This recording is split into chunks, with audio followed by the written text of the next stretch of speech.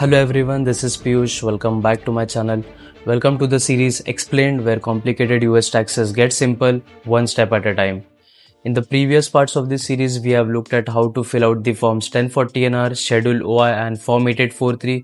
This is only for people who had W2 income for the tax year. So we haven't covered the incomes which are different from the W2 income, such as interest income, dividend income, capital gains tax and other income. I will make separate videos on how these types of incomes are taxed, but for the purpose of this video, I'm only focusing on W2 income because this is where majority of the students fall in. You only have employment income, whether it's internship or you're full-time on CPT or OPT. So this is the main focus right now. And once you have filled out the relevant forms, like that is Form 1040NR, Schedule OI and Form 8843, your filing is not complete. It's still your duty to print out these forms and mail it to the correct address. So just filling out the forms is not the end of the story. So the list of documents that you typically send to the IRS for your federal taxes include: first, copy B of your W2s, second, Form 1040NR, third, Schedule OI, and fourth, Form 8843. Make sure you have these documents in the correct order before sending it to the IRS.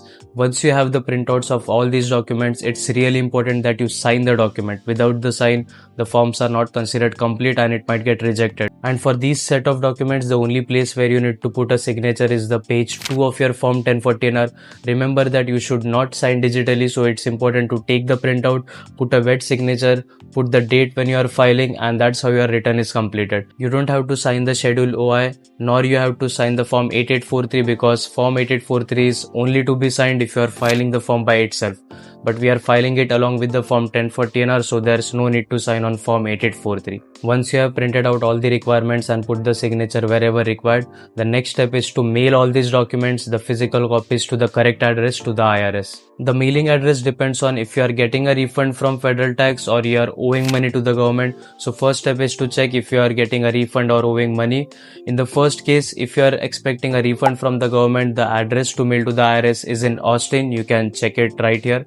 And second, if you are enclosing a payment, if you are owing money to the government, the address changes, which is in North Carolina. You can see it here. So please make sure to send it to the correct address based on your tax situation if you are getting a refund or owing money to the government. Once you have your set of documents ready and know the mailing address where you are to mail your documents, the next step is going to a courier service, whether it's UPS, USPS or any other private courier service. Just go to them, hand over the documents. You can get an envelope from them, write the mailing address and tell them to ship this to the address. One thing I would recommend you all is to pay a few bucks extra and make sure to send it by mail, where you can get a tracking number. The cheapest option that usually the courier service have, they don't provide the tracking number, so there is a possibility that your mail might get lost in the way. And these are sensitive documents and the deadline is April 15, 2026, so we don't want to miss the deadline and we don't want our documents to get lost in the way. So paying a few bucks is really worth it. At least you know that your documents might be reaching by, let's say, 3 days, 4 days or whatever the timeline is. Also make sure to keep a copy of all the documents that you send. So whenever you take a printout, make sure you take 2 copies. 1 copy you can keep it yourselves for your records, and second copy you can go to the courier service and mail it to the IRS. So once you mail out these documents to the IRS, your federal tax is essentially complete. The only step to check is you can go to the IRS website and track your refund. So in that way you know if your documents are received, return is processed and refund is initiated. And once you notice that the documents are with IRS, you can be rest assured, and now you just have to wait for a refund, or if you have enclosed a payment, then it's in their court. Then the next step for you might be to file your state taxes if it's applicable for you. There are a few states in the US that impose no state taxes, so if you fall in those states, you are lucky. But if you fall in any other states, then you have to make sure you file the state taxes. Again, the tax filing deadline for federal tax as well as state taxes is April 15, 2026. So please make sure you mail the documents before this date. So this is how you mail your tax documents to the IRS to the correct address.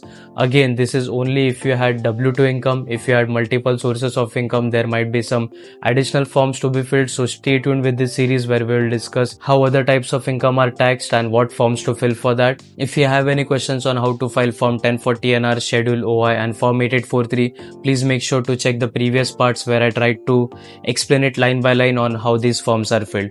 Please feel free to comment down if you have any questions. Feel free to reach out to me on my email personally if you have any other questions and I don't have a video on that. Like and subscribe my channel if you find my content useful.